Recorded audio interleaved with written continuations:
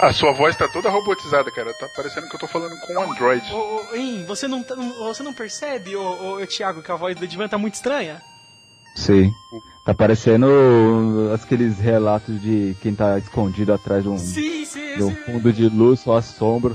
Então, aquele ofereceu doces e após isso se seguiu. Eu tô gravando, ele vai ficar com muita vergonha.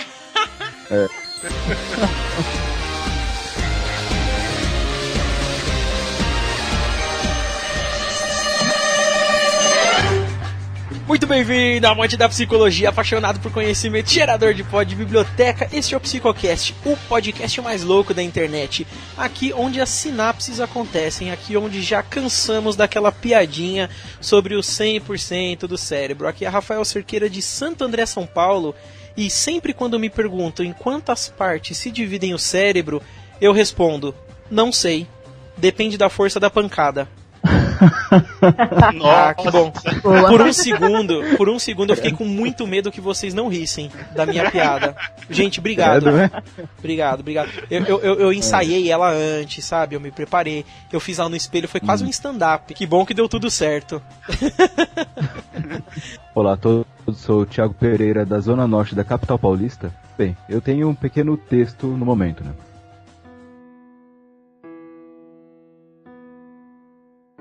Os homens devem saber que, do cérebro, e apenas do cérebro, nascem nossos prazeres, alegrias, risadas e brincadeiras, assim como nossas tristezas, dores, mágoas e temores.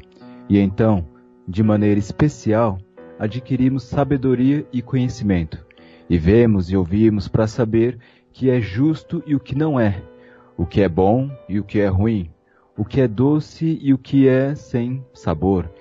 E pelo mesmo órgão, tornamo-nos loucos e delirantes e sentimos medo, o terror nos assola.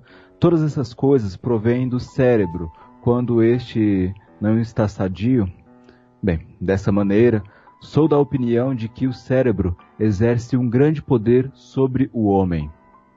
Esse trecho, né, de Hipócrates, do livro Da Doença Sagrada, data do século IV a.C., né? E esse, galera, foi o Psicocast. Tchau, tchau. Nossa, cara. Eu discordo com uma coisa do Hipócrates. Que ele falou que o prazer e a dor, tudo vem do cérebro. A dor, ela também vem da quina da mesa quando a gente bate o dedinho do pé. Então, não você entendeu, Rafael. Essa que dor doída, né, gente? Dedinho do pé, ele só serve pra isso, achar móvel no escuro. Aqui é Edivan Araújo, falando diretamente de Osasco, São Paulo, e 9.987, 9.988, 9.989. Tem como vocês esperar eu contar todos os neurônios que tem um cérebro humano para depois a gente começar esse podcast? Pera aí. Gente, quantos neurônios a gente tem? Depois. Mais ou menos. É na margem dos bilhões ou dos trilhões? Olha, essa crise ela vai ter que saber, hein? Valendo. Caramba, hein? 100 bilhões de neurônios, será? Sério? 100 bilhões? Nossa. 100 bilhões de neurônios? Imagina R$1 pra Pergunte cada... aos universitários. Ih, cara, esse negócio de universitários eu sei que é mó furada. Porque eu assisti Show do Milhão, eu vi que eles não sabiam nada. Hoje nós somos universitários... E... Grazi, se apresenta. Oi, gente, aqui é a Grazi Gomes de Jaraguá e vamos lá. As pessoas ligam a televisão quando querem desligar o cérebro. Nada menos que Steve Jobs, ele tem toda a razão, cara. Nossa, que forte isso. Você pegou bacana, pesado. Você pegou pesado com a gente agora. Mas é uma verdade muito... Ele falava isso porque ele queria que as pessoas desligassem a televisão para ligar iPhones. Mas tudo bem. Com certeza. Né? É uma hipocrisia lascada. Mas ele foi um cara legal. Ele é um cara que eu curto. Sim, curto muito ele. E ouvinte do Psicocast, hoje a gente tem uma presença ilustre aqui, uma neuropsicóloga, primeira vez gravando com a gente. Espero que primeiras de muitas. Olá, tudo bem com todo mundo? Olá. Eu sou a Cristina Strufaldi. Falo aqui da Zona Sul de São Paulo, capital. E uma frase que eu acho bem legal é do Albert Einstein. E ela diz o seguinte: a mente que se abre a uma nova ideia jamais volta ao seu tamanho original. E vale a gente saber que esse tamanho original pode ficar maior, essa mente, ou menor, né? A quantidade de frases que a gente já abriu o programa do Albert Einstein é grande, né, gente? Ó, se tiver algum ouvinte do Psicocast que é tipo assim, maluco, e ele tem tempo pra isso, ouve todos os podcasts e fala quantas vezes a gente já usou frases do Einstein aqui pra gente. Você ganha um livro, ganha meu livro Totem e Tabu do Freud. Eu sempre tento dar esse livro porque eu não gosto dele. É mentira. É o único livro do Freud que eu gosto. Eu só gosto desse e Luta e Melancolia, que é um texto incrível também. Cris, muito obrigado por ter vindo. Hoje a gente vai fazer um bate-papo sobre anatomia do cérebro. A gente vai fazer esse bate-papo após os recados.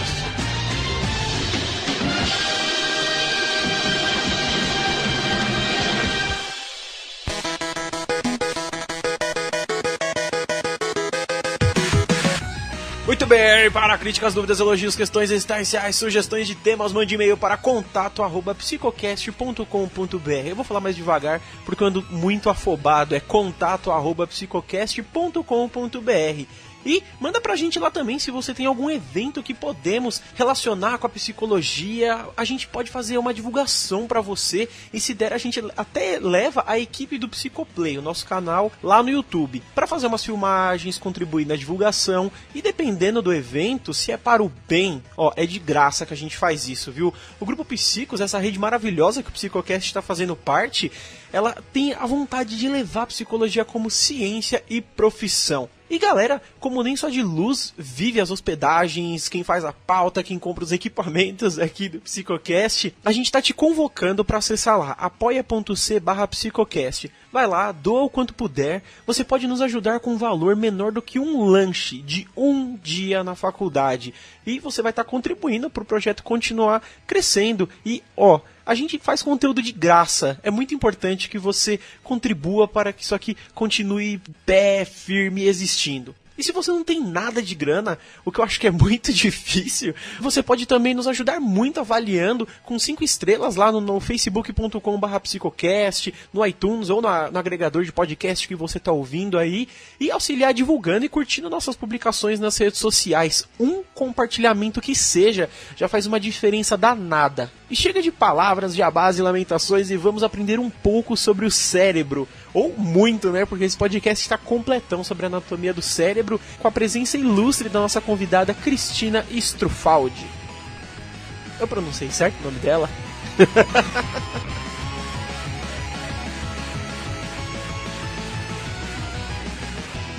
heard there was a secret chord that David played and it pleased the Lord.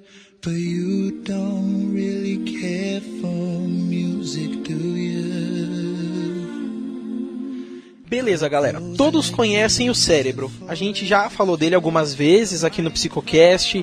Nem alto, nem baixo, nem gordo, nem magro. Cérebro é o cérebro. No podcast número 40, como o nome sugere, a gente falou sobre neurônios, sinapses e sobre cocos também, né? Não vamos esquecer disso. A Cris, se ela não ouviu, ela deve estar muito confusa. Como que a gente falou de cocos, neurônios e sinapses? Mas tudo bem. A gente também no podcast... Aqui é incrível. No 47, a gente falou sobre neurotransmissores e morcegos também. Esse foi incrível. A ponto da gente tornar milionário caso a pergunta final do Instinto Show do Milhão de Silvio Santos fosse sobre esse assunto. Quando alguém te dizer assim, né? Pergunte aos universitários se tratando de psicologia ou de piadas que não sejam do Ari Toledo, deixa quieto. Não recorra a um universitário. Mas Voltando a falar do cérebro, hoje a gente vai tratar das suas principais divisões estruturais. Afinal, o ser humano ele gosta de dar nome a tudo. É uma função incrível do ser humano, eu adoro. E Lacan gosta disso também. E com as regiões da massa cinzenta que a gente tem na cabeça, não iria ser diferente. Eu vou pedir para o meu amigo Tiago falar um pouquinho sobre o cérebro em si. Alguém gostaria de fazer algum comentário sobre o que eu falei? Não falei nada de útil, né? Eu tô parecendo o Faustão, colocando comentários aleatórios.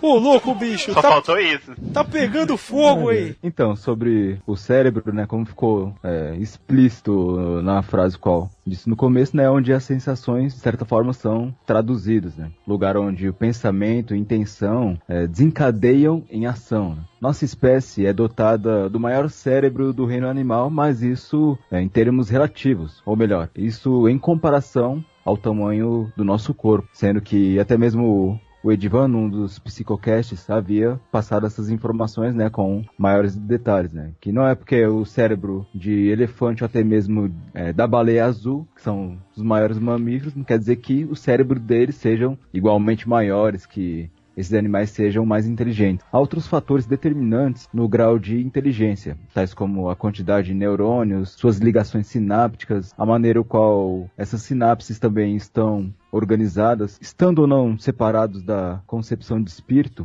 No decorrer de nossa civilização, buscamos compreender em como este órgão é responsável por executar diversas funções, sendo que, nesses 2 últimos séculos, a fim de facilitar essa busca e compreensão, separamos e nomeamos o cérebro em diversas partes, e trataremos de algumas dessas principais, assim como buscar esclarecer um pouco sobre, possivelmente, suas principais funções, né?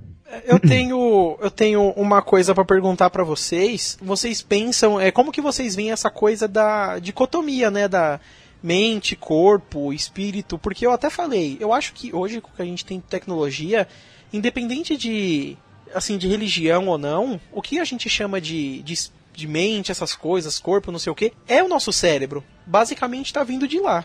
Eu penso assim hoje. E tanto porque até o Thiago falou sobre isso, né? Como que vocês veem? Pera, só fala quem levanta a mão. Primeiro a convidada, porque ela é a primeira vez dela. Polêmicas. Então, na verdade, o cérebro manda no corpo, né? Então, através dos pensamentos aí, que pra mim são comportamentos, né? A gente tem todas as sensações que a gente externa. Então, eu acho que ele é o grande mestre aí das nossas emoções, das nossas sensações. Não vejo muito essa divisão. Ah, tá. Uhum. Você estava sendo muito política falando. Uau! Falando pausadamente. Tava sendo muito ponderando. Um pouquinho pra cá, um pouquinho pra lá. E você, Diva? Nossa, olha a polêmica, adoro polêmica. Não tem polêmica porque eu acho que todo mundo pensa igual aqui. A gente devia ter trazido um maluco extremista. Devia. Não. Nossa, é verdade. Então, eu vejo basicamente assim, ó. Antigamente, até o que a gente tem visto em todo o nosso conhecimento que a gente tem, que antigamente, da onde que vinham as emoções? Vinha do coração, né? Só que aí os estudos foram evoluindo e nós percebemos que as emoções, elas também vêm da mente, vem tudo da mente. Se formos fazermos uma pergunta, quem somos nós? Aonde nós estamos dentro do nosso corpo? É a nossa mente. Eu acredito basicamente nisso. Nossa, cara, você foi longe agora. Quer dizer, então, que, tipo... É bem aquela coisa, tipo, você é só seu cérebro. Só isso. Você pode permutar partes do corpo e isso não é você. Isso é forte, nós podíamos fazer aquela comparação, né? Eu sou um montante de todas as minhas experiências, de tudo aquilo que eu vivi, de tudo aquilo que eu passei. Eu sou todas as pessoas que conheci, os livros que eu já li. Esse sou eu, esses somos nós. Eu que acredito bonitinho. realmente nisso. Que lindo, cara. Tocou meu coração. Bem profundo, mas bem verdade, né? Então, eu basicamente acredito nisso. E você, Grazi? Eu acho que eu vou concordar com os dois mesmo, porque acho que não foge muito, né, do grupinho que tá aqui. Eu acho que o pensamento é mais ou menos em cima disso mesmo.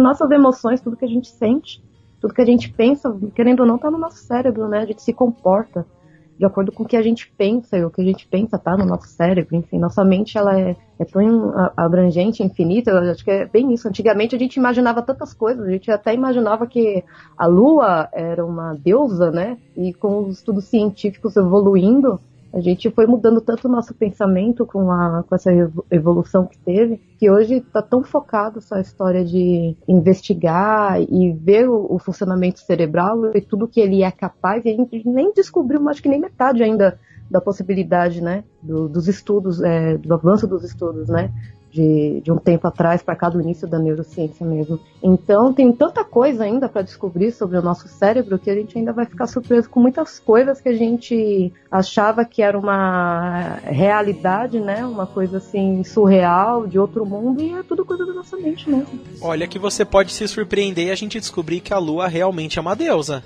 Acho meio difícil aí. Acho difícil.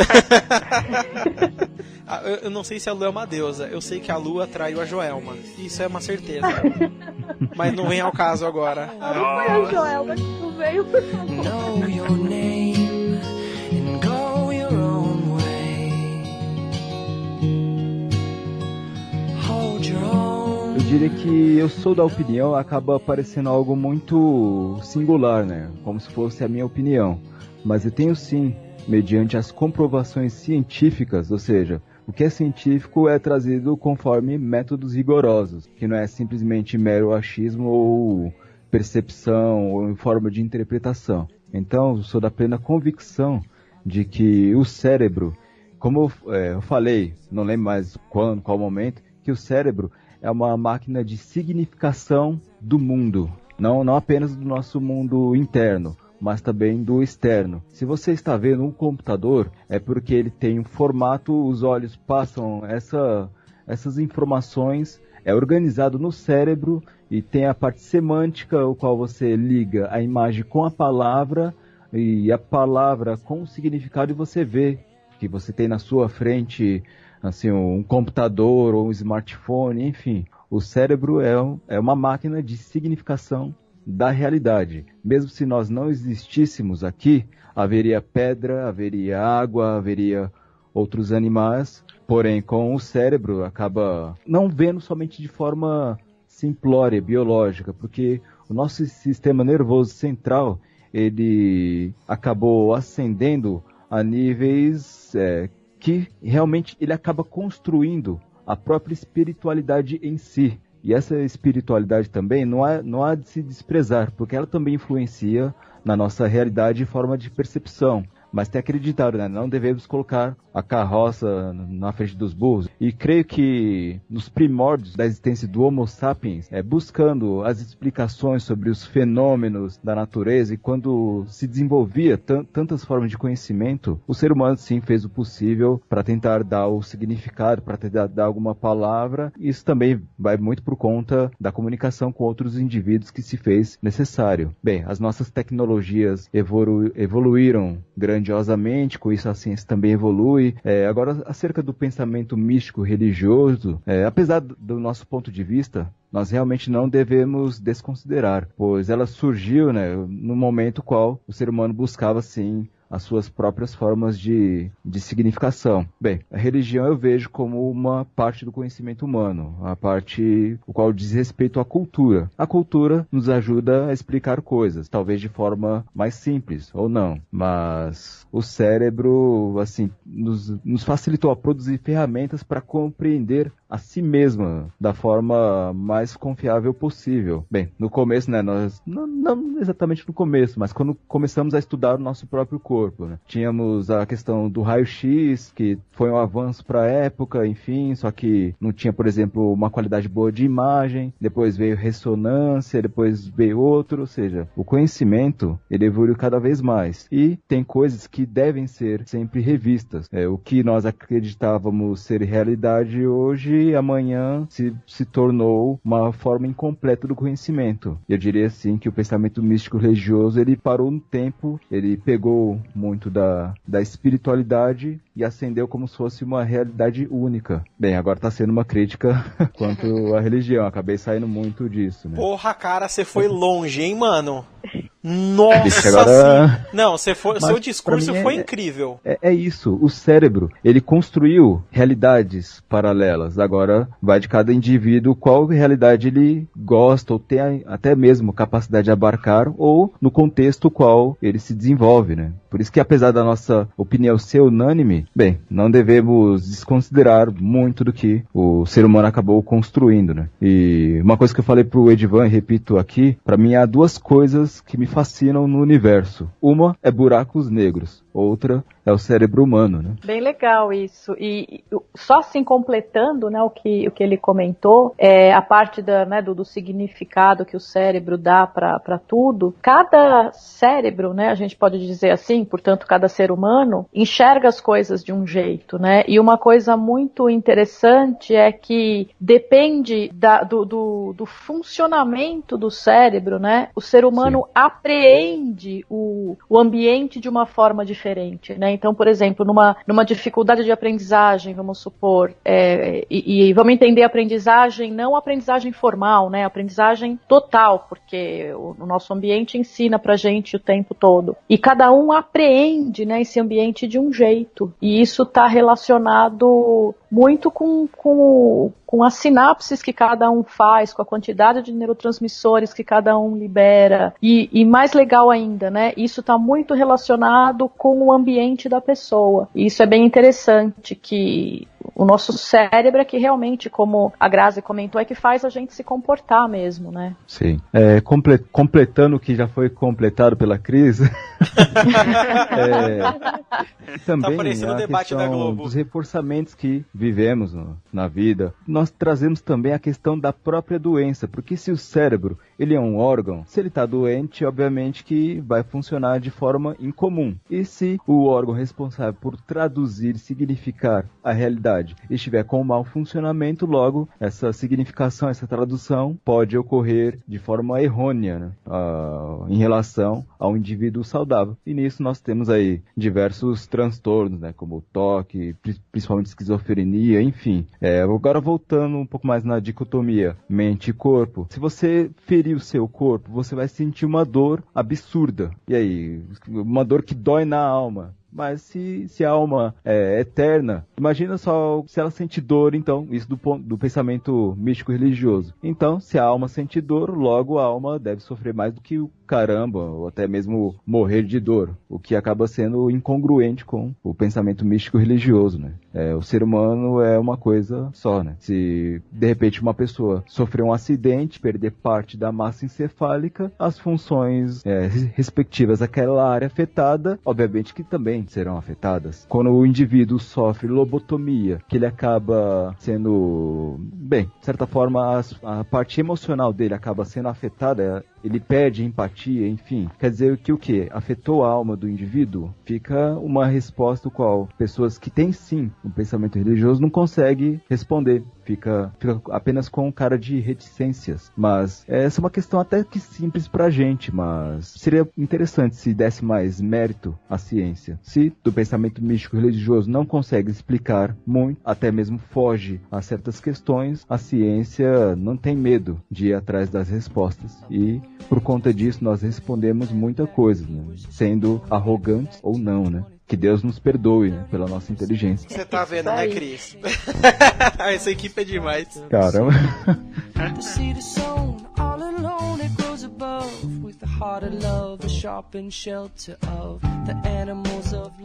Take time to realize that your warmth is crashing down.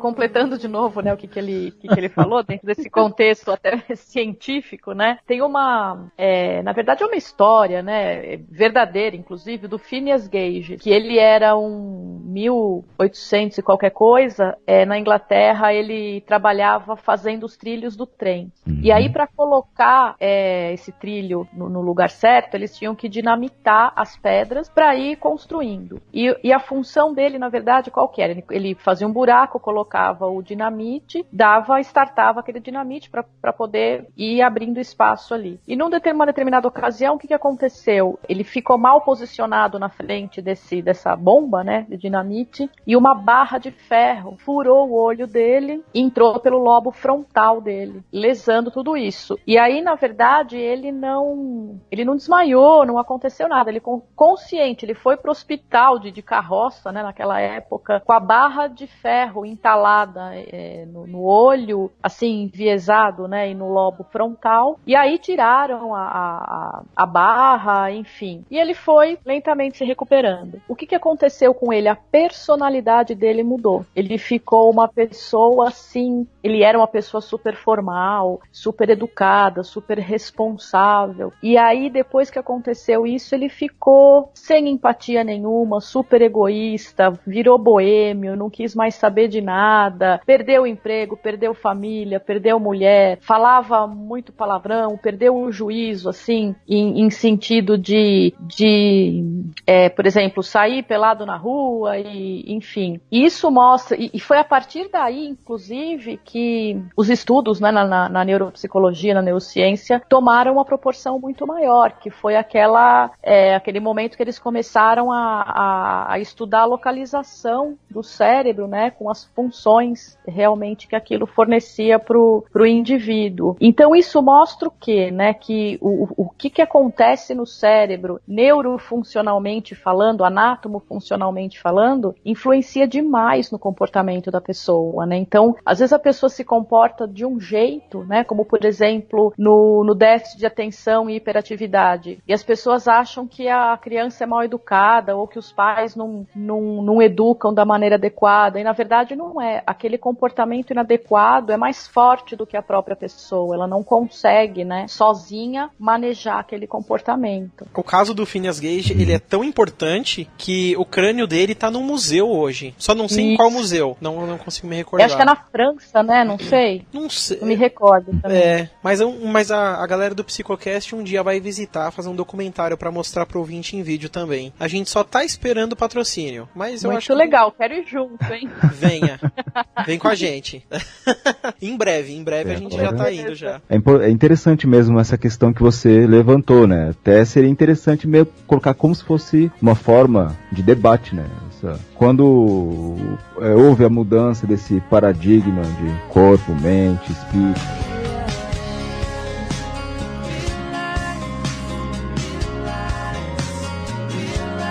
Bem, já havia falado do cérebro. Bem, agora eu vou falar um pouco sobre o tronco encefálico, né? Começando das partes, né? O tronco encefálico, ele está situado na parte mais inferior do cérebro, entre aspas, é aquele talo que está à altura da nuca e faz ligação com a medula espinhal, né?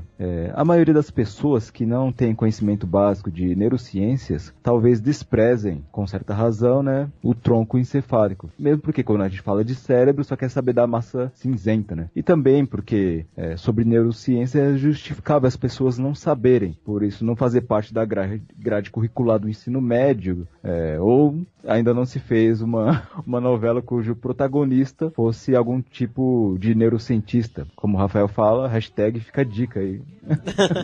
Será que teria audiência? Eu acho que cara, quando a televisão quer, ela faz qualquer coisa até audiência. É só alguém querer. É só alguém querer. Hoje o cérebro, ele é nosso protagonista aqui. Relaxa. Bem, de um modo geral, sem o tronco encefálico, você sequer poderia se movimentar, sentir seu corpo, enfim, nem mesmo estaria acordado para nos ouvir, o que seria péssimo, né?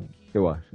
Pra audiência nossa é péssimo. Bem, então, que todos cuidem muito bem do seu tronco encefálico. Isso porque, além de concentrar boa parte dos nervos aferentes, isto é, que sobem ao cérebro, que mandam informações que são traduzidas por sensações, e também tem os nervos eferentes, que são os nervos que descem, que enviam comandos, sejam aos músculos esqueléticos ou ao sistema endócrino. O tronco encefálico, que inclusive é separado por bulbo, ponte e mesencéfalo, ele é responsável pelas funções ditas vegetativas e viscerais do nosso corpo, tais como o ciclo de vigília e sono, a homeostase do corpo, Bem, no tronco encefálico também saem 12 nervos cranianos, que são responsáveis pelas funções de parte da nossa cabeça, como as funções motoras, sensoriais, somáticas e visceral. E estes importantes nervos, inclusive, são responsáveis pelos sentidos especiais, tais como a visão, paladar, o olfato e também as chamadas funções vestibulares, como a audição e o equilíbrio. Pelo tronco encefálico também passam importantes artérias sanguíneas, que obviamente irrigam ele e todo o restante do cérebro. Na extensão do tronco encefálico, há alguns importantes núcleos, como a formação ou sistema reticular. Essa parte em específico que é responsável pelo ciclo sono-vigília. Também ocorre a filtragem de estímulos relevantes, daqueles que sejam irrelevantes, e a ativação do córtex. Tem o núcleo da RAF, que é serotonérgico. Eles são responsáveis pela fabricação de serotonina para o restante do cérebro. Temos o cerúleo, o qual é noradrenérgico, fabrica serotonina, atua no estresse mental e físico. Ele é responsável pelo aumento dos batimentos cardíacos, enfim. Agora eu lembrei também do nosso psicocast sobre neurotransmissores, o qual é recomendável ouvir, né? Ajuda a pessoa a se localizar. Eu falei desse. Então eu repito. Ah, tá. Mas essa parte, por exemplo, né?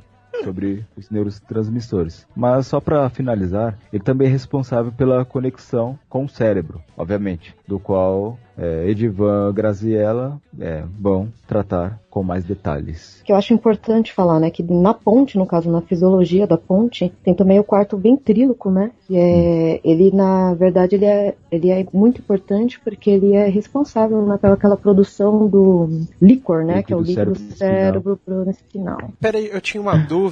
Aqui. Quando você fala assim que responsável pelos sentidos especiais, aí você fala visão, paladar e olfato, eu achei que eles eram sentidos normais. Por que chamar eles especiais? Tem algum outro sentido que não seja especial? Não, porque eles se dividem do tato, por exemplo, e também do próprio movimento. Então, esses especiais que estão localizados na cabeça, eles são imprescindíveis, assim, para as funções do ser humano, né? Mas sobre essa colocação especial, ela consta justamente na bibliografia, o qual consultei, e eu acho sim justificável colocá-las como especiais. Você acha assim falar que o paladar é especial? Pronto, só porque você quer, né? Também.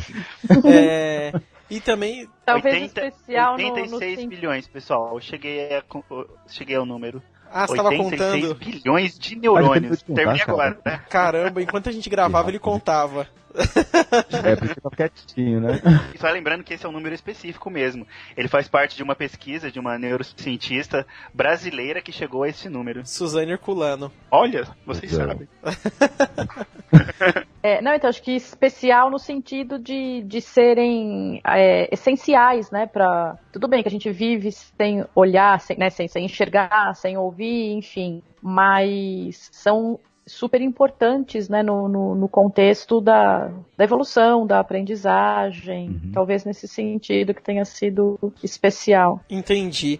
E não querendo ser o chato das perguntas, mas eu também não entendi quando a gente fala assim, funções vestibulares. Aí deu exemplo, como a audição e o equilíbrio. Eu sei o que é o equilíbrio, como é que funciona pro corpo e a audição. Mas por que tem esse nome de função vestibular? Vocês sabem responder? Então, porque o órgão vestibular é justamente aqueles ossos no ouvido interno, o qual tem o chamado labirinto, que ele é responsável, né, pela percepção do sentido da cabeça, a aceleração também do movimento do corpo. Ótimo. Esse se chama órgão vestibular. Não é porque ele vai estudar para entrar na USP. Ele não tem interesse no Enem, nem nada disso. Entendi. Funções vestibulares. Fica no mesmo complexo de ossos, onde fica a cóclea, onde fica o... esqueci o nome agora entendi. Cóclea. Eu acho que é interessante a gente ressaltar uma coisa que você falou, né, pro ouvinte, que o tronco encefálico, nessa parte que fica atrás, e quando a gente fala de bulbo, ponte, mesencéfalo, e isso também é o cérebro, isso faz parte do cérebro, porque muita gente confunde. Eu me boto nessa galera. Durante muito tempo eu ficava pensando, tipo, eu separava isso, então cérebro é uma coisa, tronco é outra, cerebelo é outra, né, mas tudo isso compõe o cérebro. É importante que a gente pontuar isso pro ouvinte, porque porque eu sei que o ouvinte, ele tá aqui porque ele ama a anatomia do cérebro, só que talvez ele utilize essas informações pra fazer uma prova também. Então é importante a gente pontuar essas coisas, né, que o tronco encefálico faz parte do cérebro.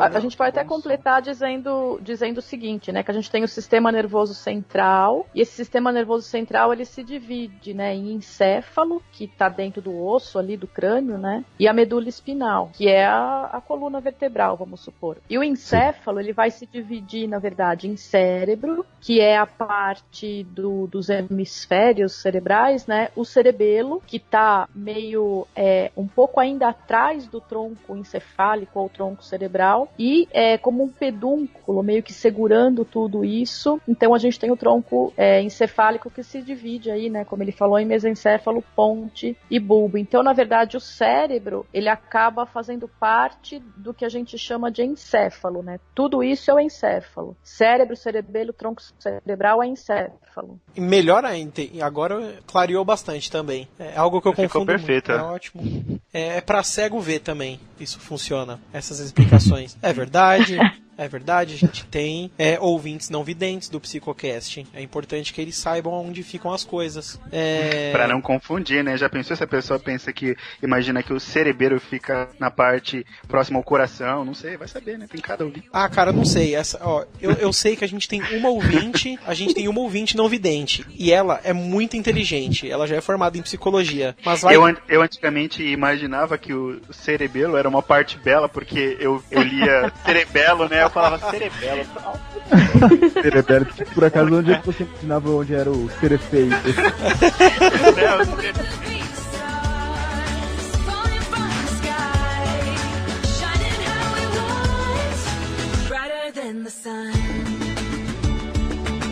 Nossa, a gente tá muito infame hoje. Cerebelo é o cérebro do Belo, sabe? Que cantava no Soueto.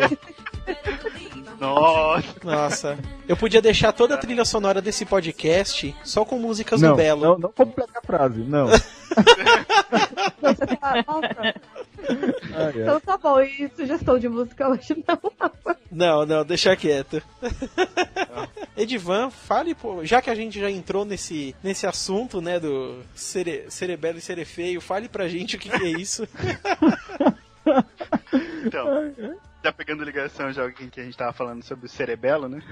Então, vamos lá. O cerebelo, ele é localizado na parte de trás do cérebro, bem abaixo, assim, é uma das últimas coisas que a gente encontra. Ele é dividido basicamente em 3 partes, o verme e os 2 hemisférios. Ele tem um papel, basicamente, nos movimentos voluntários, que são o equilíbrio, a postura, o controle dos tônus muscular, né, que é da firmeza muscular, a posição e a própria perceptiva que a gente tem sobre cada músculo esquelético. E, basicamente, como a gente já estava até comentando aqui, ele é responsável pela informação vestibular, que é a própria posição da cabeça, né? Ele recebe e efetua comparações dessas informações com informações recebidas do córtex, estando ele também envolvido no planejamento motor. Se você não esbarra por exemplo, quando a gente está andando numa rua movimentada, e se você não esbarrar nas outras pessoas, é basicamente responsabilidade dele, porque é ele que faz esse cálculo desse trajeto e prediz uma melhor trajetória para que a gente possa fazer e não esbarrar nas pessoas. Então quer dizer que dentro do metrô de São Paulo, o cerebelo de todo mundo tá desligado, porque é todo mundo se esbarrando toda hora. Povo mal educado. Esse é um ótimo exemplo, viu, Rafa? É um ótimo exemplo. E de vez em quando, e algumas situações lá, quando você está andando assim, quando você está andando na rua e você tem aquele reflexo também de desviar de alguma pessoa para que ela não bata em você, basicamente a responsabilidade é dele também. Do Belo. Então, isso. Peraí, então, como é que funciona o cerebelo do Neo lá no Matrix? Deve ser super ultra, né, pra calcular a trajetória da bala e ainda... Super rápido. Cerebelo, né? Super Cerebelo.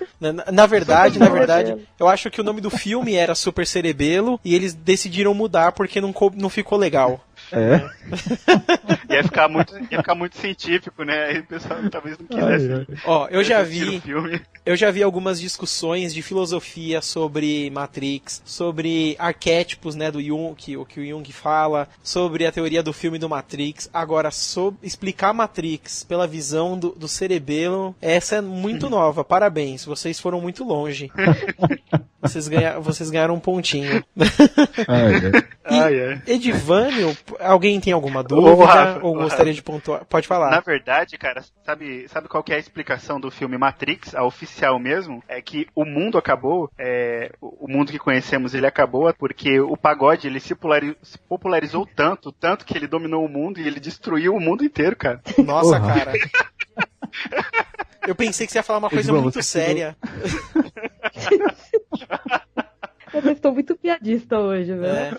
Cris, você gosta de pagode? Desculpa se você gosta, tá? Putz, eu não gosto. Ah, que bom.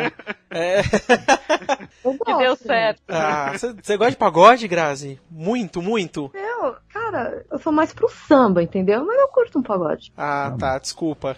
Achei que você só gostava de samba. Quem gosta de samba curte um pagode, assim, de leves.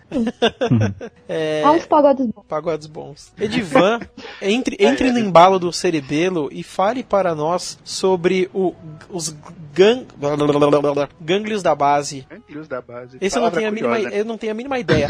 Pera, eu posso te lançar um desafio? Eu quero ver todo mundo falar gânglios da base 3 vezes muito rápido. Começando, obviamente, pela nossa convidada, a Cris. Gânglios da base, gânglios da base, gânglios da base. Caramba, ela é muito... Nossa, ela... Deu certo. Eu tenho certeza que ela teve essa matéria na especialização em neuropsicologia. E teve que repetir várias vezes gânglios da base, né? Certo. Caramba. No mínimo, que toda formação ela tinha que ter, né? Uma matéria sobre línguas e o estudo das palavras difíceis em todas as matérias que você vai estudar na sua vida. Com certeza. Eu não vou pedir pra cada um falar, não, porque senão a gente gasta muito tempo. Pode ir, Edivan, pode ir. Olha só, o mico é só da convidada. Ela foi muito bem, não foi um mico, foi Trote, né? Tudo bem. Como é que eu posso falar? Foi um mérito. Dentro dessa parte que são os gânglios da base, nós podemos considerar uma parte importante do nosso sistema cerebral, que é o córtex límbico, ou mais conhecido mesmo como diencéfalo. Ele é composto por diversos núcleos profundos, sendo que alguns deles, como o tálamo, o putame... Putame, não tem acento. É um nome engraçado.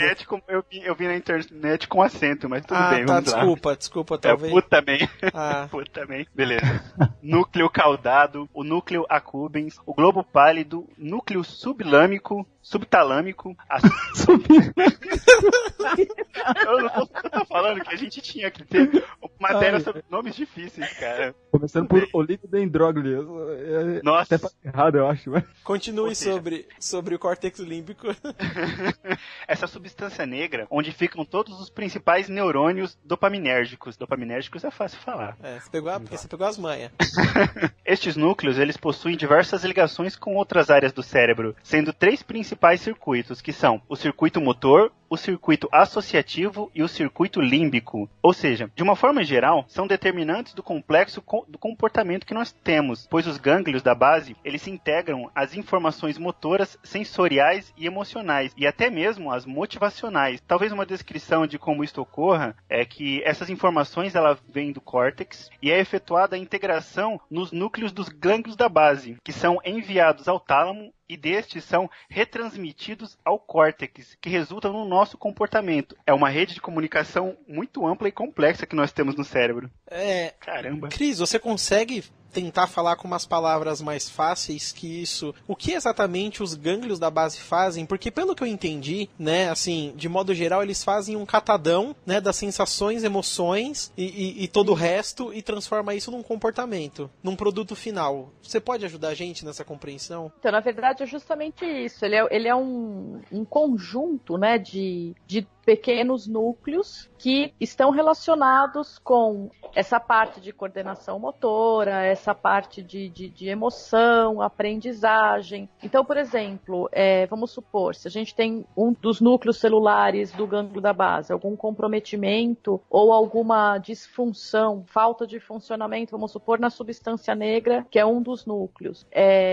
Isso daí é a origem, por exemplo, da doença de Parkinson. Então, a disfunção nesses lugares lugares vão estar relacionadas, por exemplo, com algumas patologias, né, que a gente pode dizer. E nesses lugares, nesse centro do cérebro, vamos supor, que às vezes é chamado até de segundo cérebro, a gente tem ali o hipocampo também, né? É uma coisa muito interessante porque o hipocampo está relacionado com a memória. Por exemplo, pessoas que passam por um estresse muito grande, quando adulto mesmo, ou se não crianças que passam por um estresse, né, por uma vida difícil, psicologicamente falando, elas acabam tendo dificuldade de aprendizagem, porque quando a gente fica muito estressado, a gente libera adrenalina e libera cortisol. E aí no hipocampo a gente tem receptores de cortisol. E esses receptores de cortisol diminuem a capacidade de memória. E aí as pessoas não conseguem aprender porque não conseguem, como é que se diz, fixar aquele conteúdo na memória ou mesmo resgatar conteúdo de memória. Um exemplo mais prático disso é quando a pessoa está muito estressada, vai fazer uma prova, dá o branco, né? Então, tá tudo relacionado com essa parte, para mostrar, na verdade, como que a emoção, ela acaba influenciando comportamentos, né? Porque, e relacionar isso também com a parte anatomofuncional do cérebro. Então, não é a emoção em si que acaba atrapalhando, modificando o comportamento, mas é a emoção mais a localização do cérebro que está sendo acometido naquele momento daquela pessoa, né? Incrível. Incrível. Eu cheguei numa conclusão aqui, então, se o estresse ele tá atrapalhando a memória, pessoas que fumam maconha, eles têm uma super memória, né? Ou seja, pra fazer uma prova, porque brincadeira. Porque não tem estresse nenhum, porque, né? Não, tô zoando. Jovens, não usem drogas. Principalmente pra fazer provas, né? Eu gosto quando a gente pontua bem essas coisas do funcionamento do cérebro, porque traz uma realidade, acho que mais concreta e junta, une mais isso sobre mente, corpo, comportamento, né? Faz uma união um pouco mais palpável, né? Porque a gente teve toda aquela discussão filosófica no começo, mas mostrar como isso funciona na prática fica muito mais claro. E eu entendi o que são os ganhos da base. Adorei.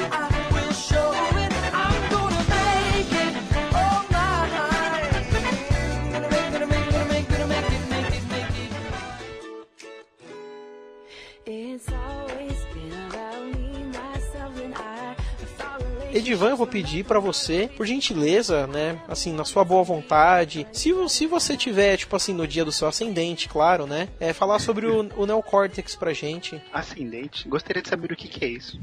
Cara, ascendente, salvo engano, eu falei brincando, mas eu acho que, tipo assim, tem o mês que você nasce, aí é o seu signo. O ascendente depende da hora, alguma coisa disso, eu não manjo. Sim, depende da posição, se não me engano, do sol, não, da lua. Olha o Thiago manjando de astrologia. Ouvinte, ainda eu tenho isso gravado, que delícia. Então, aí, Rafa, funcionou, Rafa. Funcionou. Conforme a posição do sol, logo o próprio dia em si. Já o ascendente é a posição da lua no céu no momento do nascimento. Eu tô embasbacado, Thiago. Nossa. Porque ficou embasbacado, até mesmo esclareci de forma científica e dei relevância à espirituosidade do ser humano. Vamos lá. Já falando de neocórtex, Neo do Matrix, brincadeira, só o neocórtex mesmo. Ele é chamado assim... Neocórtex. Né? Então, ele é chamado assim por ele ter feito o filme do Matrix. Brincadeira. Ele é chamado assim por ter sido uma das últimas partes a ser desenvolvida do nosso cérebro. E, aliás, ele é a parte que todo mundo sabe, que todo mundo conhece por cérebro. É aquela parte que a gente conhece, que é a parte maior do cérebro. Ele é extremamente visível. É claro que não a olho nu, né? Não a pessoa viva. Ah, bom. Se essa parte é visível a olho nu, eu acho que tem alguma coisa muito errada com essa pessoa. Ele é constituído, basicamente, de corpos de neurônios. Ele é chamado de massa cinzenta. Entretanto, boa parte do seu volume ele se dá por conta do espaço ocupado pelas sinapses e axônios. Nomes bonitos esses. Adoro o nome sinapse. Muito bonito. Eu gosto muito, cara. Eu gosto muito de axônio, é legal, né? Imagina você ter um cachorro. Qual é o nome do meu filho de axônio? Axônio, vem aqui, menino. Sendo esses dois, a sinapse e os axônios chamados de massa branca. Ele exerce basicamente diversas funções que podem ocorrer em áreas específicas ou em outras que ocorrem de maneira bem difusa e distribuída no cérebro, ou seja, sem um lugar predominante para o processamento dessa informação. A característica visual do neocórtex é o seu aspecto rugoso, isto é, por conta das diversas dobras que são os sulcos, giros e as fissuras que contém, que existem uma organização por conta do espaço, ocorrido, claro, que no nosso processo de evolução, a fim de melhor alocar o maior número de neurônios possíveis com a maior relação de custo-benefício para o nosso desenvolvimento. E uma das principais fissuras do cérebro é a fissura central, que é responsável por separar o córtex em dois hemisférios, que é aquela parte que a gente consegue ver no cérebro que é dividida. Quando você fala assim da aparência do cérebro, dessa parte, é justamente quando a gente imagina o cérebro como aquele chiclete mastigado. Sim. Sim, essa é a parte realmente mais popular do cérebro. O neocórtex. Ou aquelas nós, né? Que aquela noz também é muito parecida. A simbologia da noz é bem mais ilustrativa. E você falando de hemisférios, Grazi, fale pra gente sobre os hemisférios. Polo Norte, Polo Sul. Vamos lá, falou desses polos e norte e sul aí. Vamos só pra lateralidade mesmo. Cada um dos nossos hemisférios, né? Tanto podem lidar com funções distintas que estejam predominantes em um ou em outro hemisfério, como no caso da visão, né? Ocorre em área analógica em ambos os lados, né? Eu acho bem interessante, porque aí já tá perto do lobo occipital, né? É a parte mais atrás da cabeça sempre aqui. Né? Então, pega as duas áreas, na verdade, né? Dividindo esquerda e direita. E os hemisférios, eles são ligados por uma coisa, acho que são vários axônios, e a gente chama isso de corpo caloso, né? São vários axônios que ligam os dois lados. Isso é uma pergunta. Sim. Obrigado, gente. Sim. Na verdade, é isso mesmo. O corpo caloso, ele liga o hemisfério direito e o esquerdo. E uma coisa interessante que a gente pode comentar dos hemisférios é que um deles, né, o hemisfério esquerdo, que a gente, nos destros, a gente acaba chamando de hemisfério dominante, ele é um pouco mais lógico, né? Então, por exemplo, nele a gente tem o nosso pensamento analítico, raciocínio, por exemplo, linguagem, a escrita, a própria fala, é onde a gente pensa lá nos cálculos matemáticos, habilidades com número e tal. E o lado direito, né, que seria o hemisfério direito, a gente tem uma parte mais, assim, subjetiva. Então, por exemplo, criatividade, intuição, o insight, né, aquele pensamento mais holístico, mais conceitual, a música. E uma coisa que é bem interessante, assim, observando na prática, né, por exemplo, pessoas que sofrem AVC do lado esquerdo, e depende aonde pega, se pega a área da fala, né, que a gente chama de área de Broca, não consegue falar, porque pega a parte motora da fala. E também a área de Broca está relacionada com o preparo da resposta, né, o que eu vou falar, o que eu vou externar. Mas essas pessoas cantam, né? Tem o lado, não acometeu o lado direito do cérebro, então elas conseguem cantar. Então pede para ela cantar uma música, ela consegue cantar. Pede para ela falar alguma coisa, ela não consegue falar. Mostra bastante a função aí dos dois lados, né? Esse exemplo. Ô Cris, eu trabalho com uma psicóloga que aconteceu exatamente isso que você está falando. Ela teve um AVC no lado esquerdo, atingiu a parte da fala, e depois de muita fonoaudióloga, tratamento, hoje ela consegue, assim, formular frases simples. Ela compreende tudo que a gente fala. O raciocínio dela funciona igual de qualquer outra pessoa. Só que pra falar, ela não consegue falar. Então ela formula frases simplíssimas. Ela responde sim, não, talvez, fome, não é? Então ela é bem monossilábica, digamos assim. Isso mesmo. Mas ela canta. É incrível isso, a mente do ser humano. É, muito incrível, né? E outra coisa interessante também dentro desse contexto é uma segunda língua, por exemplo, tá do lado direito do cérebro. A gente acaba guardando as informações do lado direito. Então, por exemplo, se essa pessoa tiver uma fluência bem legal numa segunda língua, ela não consegue falar em português, mas na segunda língua ela consegue se expressar muito melhor, né? Então é bem interessante isso também. Meu Deus, é estranho e fascinante ao mesmo tempo. É muito fascinante. A gente né? podia também fazer um programa só sobre a área de Broca.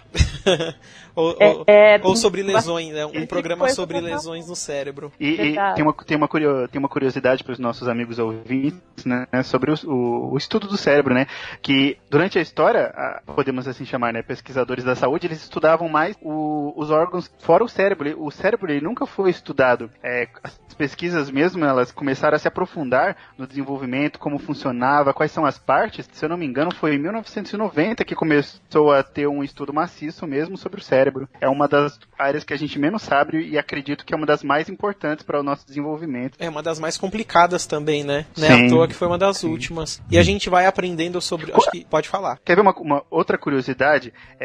Provavelmente, acredito que vocês já sabem, né? Mas tem um neurocientista bem famoso, que é Sérgio Canavero. E ele esse ano ele vai fazer o primeiro transplante de cabeça da história. Ele não vai. Não vai mais? É o chinês, não é? Não. É o cara que vai fazer na China, não é? Não é esse não. Cara, eu acho que só tem um cara que é maluco o suficiente pra fazer um transplante de cabeça. Tem esse boato, mas não vai rolar, cara. Não vai. Não querem deixar. Não, já pensou se consegue, se dá certo, meu? Que coisa de louco, né? Assim, vai ser fantástico. Eu achei fantástico a ideia. Assim, pra explicar pro ouvinte, porque eu estudei muito sobre, eu achei fantástico isso. Basicamente, o que ele vai fazer? Ele vai retirar a cabeça de uma pessoa e vai fazer todos os ligamentos dela necessários para as funções vitais. Ele vai ligar uma estrutura mecânica, uma máquina. Então, o sangue dele vai circular para uma máquina. Tudo isso vai funcionar dessa forma. Na medida que as ligações vão ser colocadas em outro corpo que funciona. Ele vai tentar fazer essa cirurgia com um cara que é tetraplégico. Porém, contudo, entretanto, todos os testes que ele fez com ratos, eu acho que ele fez com outros bichos maiores também, não dá certo. Tipo assim, o animal ele sobrevive muito pouco e morre logo em seguida. E o Conselho de Medicina não quer deixar, né? Só que como tem muito dinheiro envolvido, talvez role, mas eu acho que não vai rolar tão cedo. Desculpa jogar um banho de água fria em vocês. Não, então, é porque eu também tô acompanhando e a última notícia que eu vi é que vai acontecer, mas cara, não sei, né? Vamos esperar o final de 2017. Vamos esperar. Eu torço que, assim, o cara tente. E uma das coisas que eu queria gostar de ver, né, porque acredito que se isso der certo e se acontecer e der certo, isso vai entrar pra história. Eu queria estar vendo isso acontecer. Cara, vai demorar. Você tá ligado que vai demorar bem umas 30 horas. Não, cara, eu ficava, não ligo. Isso é fantástico, cara. Pra mim é uma das descobertas, dos feitos históricos que vão entrar pra história. Vai ser incrível. Vamos lá. Grazi, você pode continuar falando dos...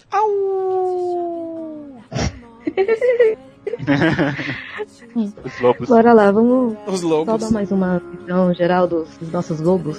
Fazer o Que besta. Wait a second, why should you care what they think of you when you're all alone by yourself? Do you Então, a gente tem os principais lobos, né, no neocórtex, que é o frontal, pré-frontal, parietal, occipital, o temporal e o insular, né? Cada um deles tem, em geral, eles são responsáveis, né, por certos tipos de funções.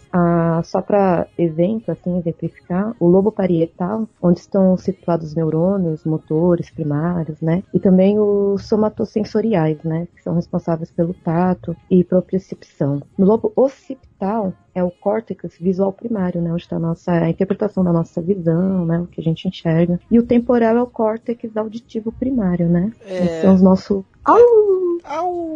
Nossos lobos. Você... acho que não comentou aqui, mas tem um muito importante, né, que é o lobo pré-frontal, que ele trabalha com nossa valoração moral. Falou, né, que atingiu do Phineas Gage. Isso mesmo, isso que eu ia falar, bem isso mesmo. Ele é acho que a diferença entre nós e os outros animais tem uma diferença muito grande nessa região, né, do lobo pré-frontal. O nosso é bem mais desenvolvido, valoração moral, digamos assim. O nosso superego em forma de cérebro, para psicanalistas ficarem felizes. Sim, onde está toda a nossa organização, na verdade, né? Sim. Assim, onde a gente consegue, onde está o nosso... Eu não sei se seria certo dizer isso, onde está o nosso raciocínio principal, assim, do que é certo, o que é errado, enfim. Então, na verdade, é assim, dentro da neuropsicologia, a gente tem o que a gente chama de funções superiores, né? Então, é função executiva, memória, atenção, raciocínio lógico, a linguagem, enfim. E dentro do lobo frontal, principalmente a parte pré-frontal ali do lobo frontal, a gente tem a função executiva. O que é a função executiva, né? É planejamento, organização, a decisão, seleciona o ambiente enquanto julgamento de certo e errado, percebe erros, a parte do coordenação motora fina, do impulso, né? E aí a gente pode perceber o quê? Pessoas que têm, que na verdade, até quando vocês comentaram sobre o início, né, do estudo da neurociência, tal, a neurociência ela começou a ser estudada não procurando visualizar o funcionamento normal, né? Mas olhando para aquelas pessoas que não tinham o funcionamento adequado e aí procurando aonde que aquele erro estava e depois, né, buscando ali o normal. Por exemplo, no TDAH, transtorno do déficit de atenção e hiperatividade, o comprometimento, ele acaba estando no lobo frontal, que é uma pessoa que não consegue se controlar, uma pessoa impulsiva, não consegue planejar, ela é precipitada, não se organiza. Então a gente percebe que todas as funções ali do lobo frontal, que a gente chama, né, que é ali que estão as funções executivas, no TDAH a pessoa não tem da maneira adequada. E muito mais legal é você juntar, né, essa parte da neurociência, da neuropsicologia, com análise do comportamento, porque com análise do comportamento aplicada, você consegue minimizar esses comportamentos da pessoa. Então, mostrando que a neurociência existe, mostrando que altera o comportamento, mas mostrando também que esse comportamento, mesmo que neurofuncionalmente falando, ele é passível de ser modificado, né? Isso é muito, muito interessante. Muito bom. É bem legal. Gente... na verdade, é onde estão as nossas ideias, né? Onde a gente arruma, organiza as nossas ideias.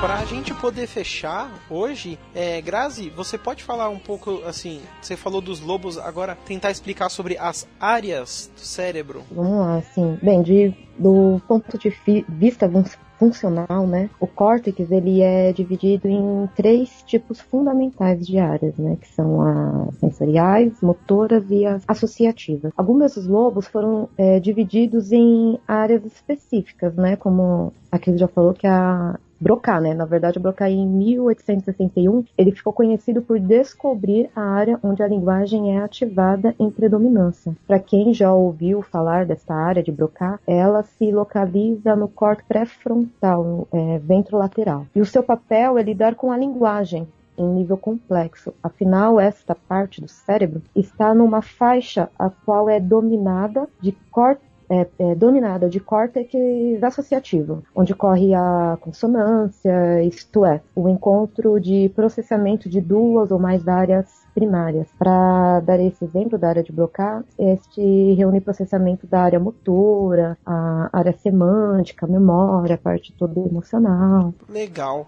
E, Cris, você tem a área de Wernicke também. Você pode falar um pouquinho pra gente o que é? Sim, é bem importante, bem interessante isso daí. A área de Wernicke, na verdade, ela fica no finzinho do lobo temporal. Então, assim, imagina a localização dela é bem paralela ao ouvido, né? A nossa orelha. Então, ali acontece uma coisa que é chamado de processamento auditivo, até que a gente chama de processamento auditivo central. Então, o que acontece? Se a gente escuta, o que eu escuto tem que chegar nessa área de Wernicke, e aí essa área vai fazer eu entender o que eu escutei. Então, eu vou processar o que eu escutei. Eu vou resgatar a parte semântica.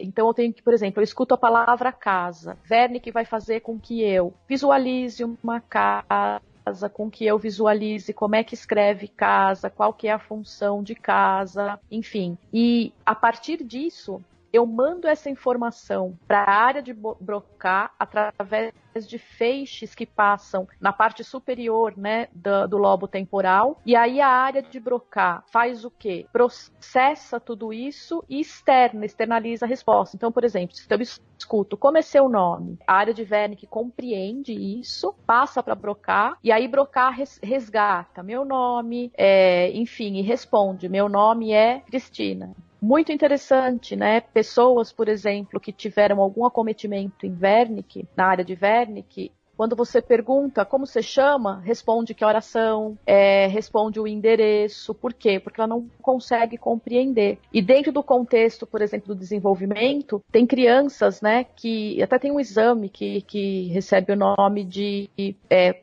avaliação do processamento auditivo central. E crianças que têm uma deficiência nesse processamento auditivo central, confunde até muito com dislexia, né? Porque a criança não consegue aprender a ler direito, tem dificuldade de aprender a escrever, porque ela não consegue entender, né, o contexto daquilo que está chegando nela. E aí tem tratamento, né? Faz tratamento com fono, faz reabilitação neuropsicológica, tal. É uma área, portanto, bastante importante. Nossa, só tirando uma dúvida, tem diferença no caso...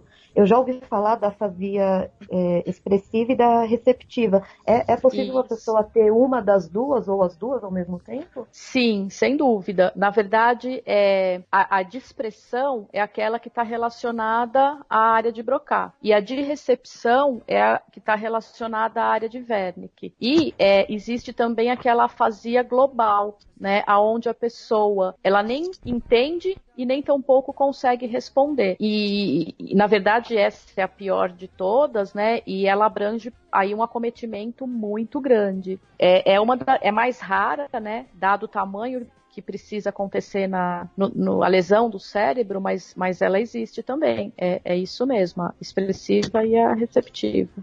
Eu estou trabalhando num processo de seleção de candidatos e eu percebo que às vezes eu faço perguntas e as pessoas respondem uma coisa que não tem nada a ver com o que eu perguntei. Meu Deus, será que essas pessoas estão com as suas áreas de Wernicke lesionadas? Porque a quantidade... Ô, Rafa. Oi. Ô, Rafa, isso daí, eu acho que sabe quem sofre muito disso? Quem? São os políticos, cara, em data de debate. Nossa, isso em dia de debate, a área de Wernicke ela fica prejudicada. Ai, bem isso, viu? Nossa, foi longe, hein, Edivan? Não, porque dá muita ênfase, né?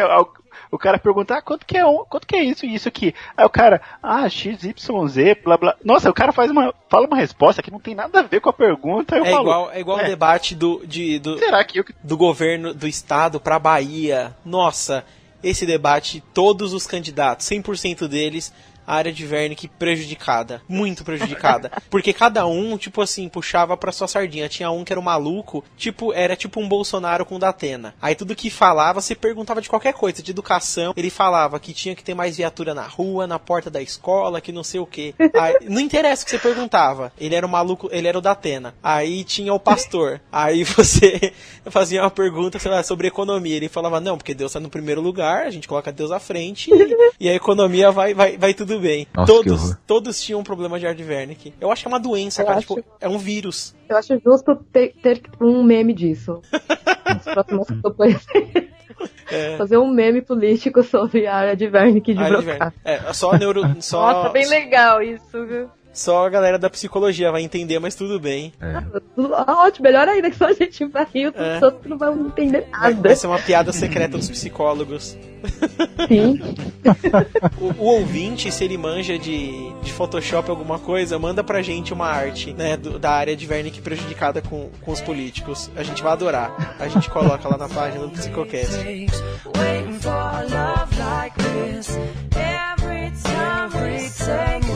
Galera, eu quero agradecer todo mundo que participou. Essa galera da neuropsicologia, Grazi, Thiago e Edivan, vocês são muito bons e eu espero que a Cris, que gravou com a gente hoje, ela retorne quando a gente for falar desse tema também, porque ela foi sensacional. E algo que é legal da gente falar, né? Neuropsicologia. Cris, muito obrigado por você ter vindo aqui contribuir com a gente, ter tirado as nossas dúvidas. Foi muito legal. Obrigado de verdade. Eu que agradeço a oportunidade, gostei muito de fazer e quero voltar mesmo. E não sei se cabe ou não, né, para deixar para vocês aí.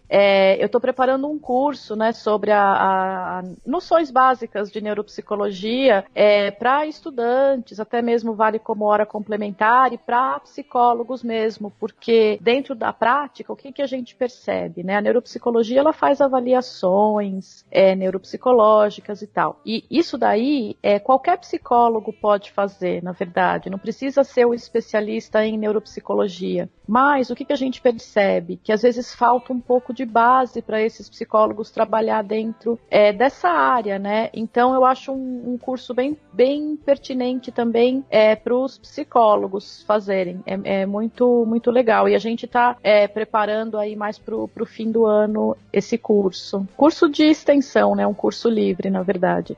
E você também tem um site, né? O psi.neuropsi.com.br. Isso mesmo, eu tenho o site, na verdade ele está um pouco desatualizado porque eu estou tendo uma falta de tempo para mexer, mas agora eu vou começar a reavivar ele justamente para poder colocar, né, fazer a divulgação dos cursos e tal. E é www.psineuropsi.com.br. O site da Cristina vai estar no link, tá, desse podcast, então a galera não precisa sair correndo agora e anotar, é só ir lá no psicocast.com.br. Nesse podcast aqui vai estar o link dela lá, pode ficar tranquilo. E quando sair o curso dela, a gente vai ser um dos primeiros a estar divulgando. Com certeza. Ok, eu agradecer muito Grazi, Edivan e Thiago por mais uma vez estarem aqui. Eu adoro vocês. Vocês são o tipo de pessoa que a gente consegue gravar 3 horas no prazer e não é na dor. Aí eu vi vantagem. Um agradecimento especial também ao Thiago, que foi o idealizador, montador e construtor da pauta do podcast de hoje. Né? Sem ele não somos nada. Exagero. O ouvinte, se ele quiser mandar um oi, um alô aí pra equipe do Psicocast, se ficou alguma dúvida, se quer mandar o feedback, né? Também falar um pouquinho sobre a participação da Cris, falar assim, nossa, eu odiei a participação dela, nunca mais eu quero ver ela aqui. Uau! Ou mesmo que vocês adoraram e vocês querem... Ou que vocês adoraram ela e querem que ela volte todas as vezes, manda pra gente lá no contato@psicocast.com.br. Galera, é isso. Fiquem com um beijo no coração e até a próxima semana. Tchau!